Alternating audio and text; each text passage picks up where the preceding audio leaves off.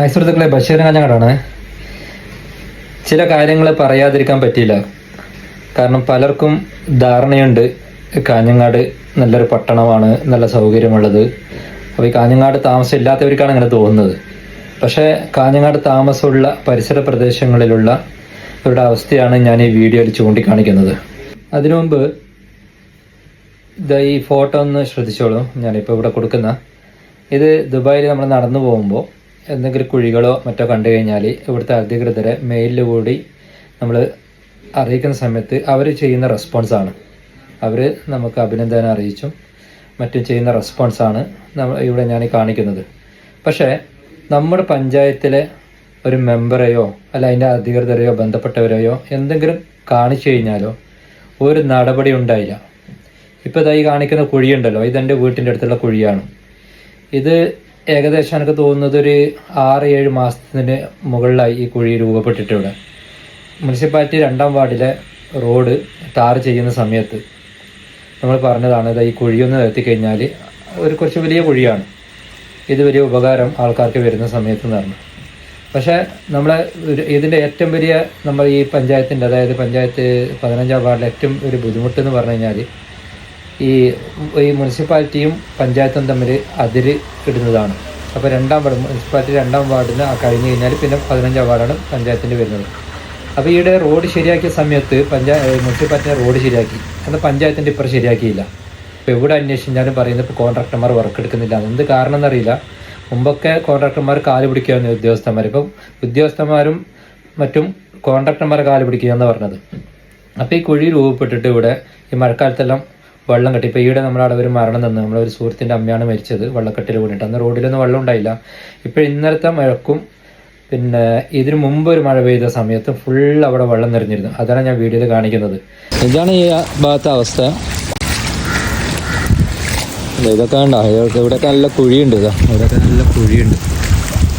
ആൾക്കാരൊക്കെ വന്നു കഴിഞ്ഞാലുണ്ടല്ലോ വീണ് പോയി. അപ്പോൾ ഈ കുഴിയിലുണ്ടല്ലോ, ഈ വലിയൊരു കുഴിയാണ്. ഇതിൽ എത്രയോ ആൾ വീണിട്ട്, എൻ്റെ കൺമുമ്പിൽ നിന്ന് തന്നെ ആൾക്കാരിൽ വീണിട്ടുണ്ട്.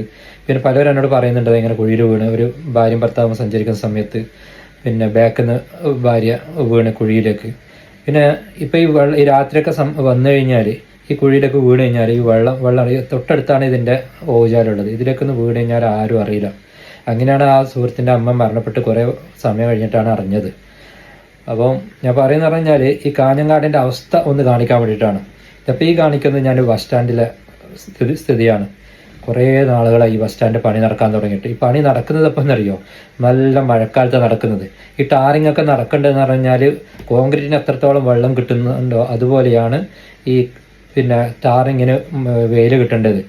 എന്നാൽ 5 ദിവസം വെയിലില്ലാത്ത സമയത്തൊക്കെയാണ് ഇവിടെ വർക്ക് നടന്നത്. അതേപോലെ ഈ മുനിസിപ്പാലിറ്റിയിൽ ഈ വർക്ക് നടക്കുന്നത് കാഞ്ഞങ്ങാട് ആവിക്കര മുതൽ ഈ മീനാഫീസ് വരെയുള്ള റോഡിൻ്റെ പണി നടക്കുന്നത് കൊടും മഴയത്താണ് പണി നടക്കുന്നത്. മുനിസിപ്പൽ ചെയർപേഴ്സണ് വീഡിയോയിലൂടെ പറഞ്ഞതാണ് നാട്ടുകാരോട് മാർച്ചിൽ പണി തുടങ്ങും, തീർക്കുന്നല്ലോ. പക്ഷേ തുടങ്ങിയത് നല്ല മഴയുള്ള സമയത്താണ് ഇപ്പോൾ തുടങ്ങിയത്. ഇപ്പം ചെയ്ത താറുകളൊക്കെ പിന്നെ അറന്നു പോകാൻ തുടങ്ങിയെന്ന് പറഞ്ഞു. ഈ ജനങ്ങൾ ക്ഷമിക്കുന്ന പറഞ്ഞാൽ ഇങ്ങനെയെങ്കിലും ഈ പണിന്ന് തീർന്ന് കിട്ടിയാൽ മതിയെന്ന്. പെരുന്നാളുടെ സമയത്ത്, വലിയ പെരുന്നാളുടെ സമയത്തേക്കൊന്നും അങ്ങോട്ടേക്ക് ഓട്ടോ പോലും പോകാൻ പറ്റാത്ത സ്ഥിതിയായിരുന്നു റോഡ് അടച്ചിട്ട്. എന്നിട്ട് എങ്ങനെയെങ്കിലും ഇന്ന് റോഡ് ശരിയായി കിട്ടിയാലെന്ന് വിചാരിച്ചാൽ ഇപ്പോൾ ആൾക്കാരൊന്നും പ്രതികരിക്കാത്തൊന്നും ചെയ്യുന്നത്. ഇപ്പോൾ കാഞ്ഞങ്ങാടിൻ്റെ അവസ്ഥ മൊത്തം കാണിക്കലെങ്ങനെ. ഇപ്പോൾ ഒരു ഫേസ്ബുക്കിൽ ഇതായി ഒരു പോസ്റ്റ് കണ്ടോ. ഇപ്പോൾ പുറമേ ഉള്ളവരൊക്കെ പോസ്റ്റ് ചെയ്യുന്നത് ഇങ്ങനെയാണ്, അതായത് കാഞ്ഞങ്ങാട് ഇങ്ങനത്തതാണ്, ദുബൈയാണ്, വെനീസിലാണ്, പാരീസാണ് എന്നെല്ലാം പറഞ്ഞിട്ടാണ് ഈ ഒരാൾ പോസ്റ്റ് ചെയ്യുന്നത്. കുറച്ച് മഴയും അതിൻ്റെ കുറച്ചൊരു മഞ്ഞളുണ്ടെങ്കിൽ ഒരു ഫോട്ടോ ഇട്ടിട്ട് കാഞ്ഞങ്ങാടിനെ പുകഴ്ത്താൻ ആൾക്കാരുണ്ട്. പക്ഷേ ഇവിടെ അനുഭവിക്കുന്ന ആൾക്കാരുണ്ടല്ലോ, കാഞ്ഞങ്ങാട് പരിസര പ്രദേശങ്ങൾ അനുഭവിക്കുന്നുണ്ടല്ലോ, ഒരു വലിയൊരു ബുദ്ധിമുട്ടാണ്. ഇപ്പോൾ കാഞ്ഞങ്ങാട് ബസ് സ്റ്റാൻഡിലെ ഈ പണി നടക്കുന്നുണ്ട്. ഒന്നെങ്കിൽ ആ ബസ് സ്റ്റാൻഡിൻ്റെ ഇത് ഒഴിവാക്കിയിട്ട് ആലായപ്പള്ളിയിലേക്ക് മാറ്റാം.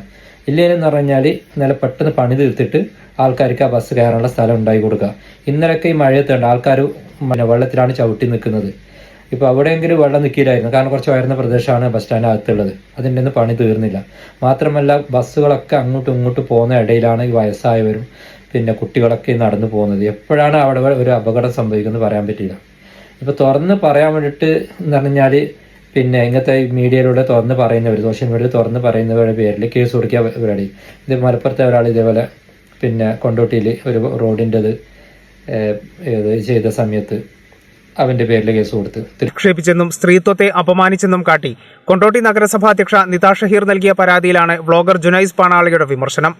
റോഡിലെ കുഴിയടയ്ക്കാനും വെള്ളക്കെട്ട് പരിഹരിക്കാനും നടപടി സ്വീകരിക്കാത്ത കൊണ്ടോട്ടി നഗരസഭയുടെ അനാസ്ഥയെയാണ് താൻ വിമർശിച്ചതെന്ന് ജുനൈസ് പറഞ്ഞു.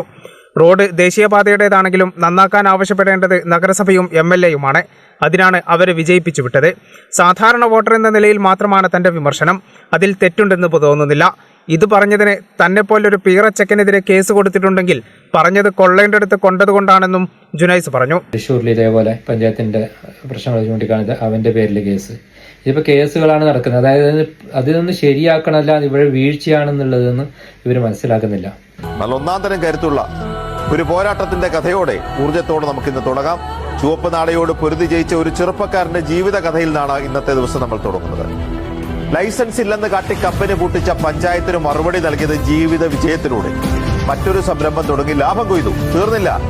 പഞ്ചായത്തിന്റെ കുറവുകളും വീഴ്ചകളും റീലുകളാക്കി നവമാധ്യമങ്ങളിൽ പോസ്റ്റ് ചെയ്തതോടെ കാഴ്ചക്കാരും പിന്തുണയും കൂടി.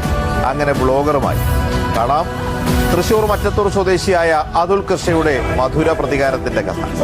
എത്ര പേർക്ക് മാതൃകയാക്കാവുന്ന കരുത്താണ് അതുലിന്റേത്. തനിക്ക് കിട്ടിയ പണി ചില്ലിട്ട് സൂക്ഷിക്കുക, തനിക്ക് പണി തന്നവർ എന്ത് ചെയ്യുന്നു എന്നുള്ളത് വളരെ മധുര പ്രതികാരമായി ജനങ്ങളിലേക്ക് എത്തിക്കുക. അപ്പൊ അതുവഴി അഴിമതി തടയാം, പ്രതികരിക്കാം, കൂടുതൽ ജനങ്ങളിലേക്ക് ഇതെത്താം, തിരുത്താൻ തദ്ദേശ സ്ഥാപനത്തിന് അവസരമുണ്ടാക്കും. അതുകൊണ്ട് എവിടെയെങ്കിലും തിരിച്ചടി ഉണ്ടാകുമ്പോൾ തളർന്നിരിക്കേണ്ടതല്ല, പോരാടാൻ വഴിയുണ്ടെന്ന് കാണിച്ചെന്ന റിപ്പോർട്ടോടുകൂടിയാണ് നമ്മൾ ഇന്ന് തുടങ്ങിയിരിക്കുന്നത്. നമസ്കാരമുണ്ട്. അപ്പം എൻ്റെ പേരിൽ മറ്റത്തൂർ ഗ്രാമപഞ്ചായത്ത് പ്രസിഡന്റ് കൊടകര സ്റ്റേഷനിലും വെള്ളിയോളങ്ങര സ്റ്റേഷനിലും മാറി മാറി കേസുകൾ കൊടുത്തേക്കാണ്. അപ്പോൾ കേസ് കൊടുത്തതിൻ്റെ കാരണങ്ങൾ കേട്ടാൽ വളരെ തമാശയാണ്. കാരണം എന്താണെന്ന് വെച്ചാൽ കൊടകര സ്റ്റേഷനിൽ കേസ് കൊടുത്തത് എന്താണെന്ന് വെച്ചാൽ പഞ്ചായത്ത് പ്രസിഡന്റ് പ്രതിച്ഛായ ഞാൻ തകർത്തു എന്നാണ് പറയുന്നത്. ഓക്കെ, വെള്ളിയോളങ്ങര സ്റ്റേഷനിൽ കേസ് കൊടുത്താണ് രസകരമായ സംഭവം. ഇന്നത്തെ പേപ്പറിലൊക്കെ ഉണ്ട്. അപ്പോൾ നിങ്ങൾക്ക് വായിച്ചറിയാം. അപ്പോൾ ഇതൊക്കെയാണ് നമ്മുടെ നാട്ടിലെ അവസ്ഥ. വീഡിയോ കുറച്ച് നീണ്ടിട്ടുണ്ടാവും, എന്നാലും നിങ്ങളോട് പറയാതിരിക്കാൻ പറ്റിയില്ല. Okay, thank you.